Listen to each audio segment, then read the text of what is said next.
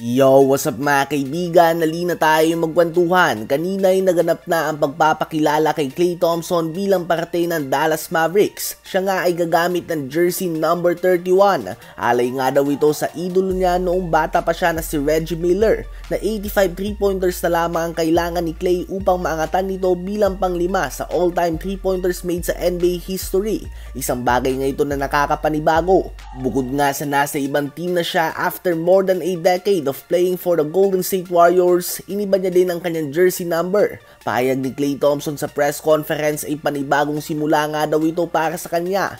Yung pakiramdam nga daw na gusto ka ng isang team na tila ba may malaki kang ambag sa kanila. Nakaka-excite nga daw ito para sa kanya at oo nga daw may mga oras last season na hindi talaga siya masaya tulad noon at maganda umano sa pakiramdam na bitawan na ito at magkaroon ng panibagong simula. Bago mga katrabaho at bagong syudad, handa na nga daw siyang yakapin ang malaking pagkakataon na ito. Sa palagay din nga ni Klay mga kaibigan ay kaya niyang tulungan ang Mavs na malampasan ng balakid. Hindi mo ba rin nga daw siya pwedeng palibrehin lamang? Hindi mo din nga daw siya pwedeng dikitan sa depensa dahil andyan nga daw si Luka at Kyrie Irving.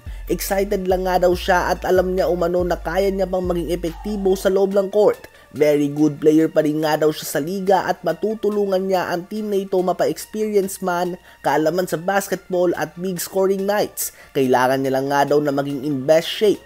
So obviously sinabi nga ni Klay na malaking bagay umano ang pakiramdam na gusto ka ng isang organization, isang patama sa Golden State Warriors.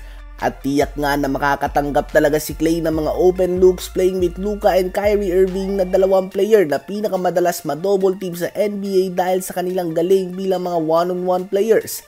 Kahit tumayo lang nga si Klay sa corner ay mahanap at mahanap talaga siya ni Doncic. So magiging kaabang-abang nga kung muling lalabas ang Klay Thompson na kasanayan natin ngayong excited na ulit siya na maglaro ng basketball para sa bagong organization.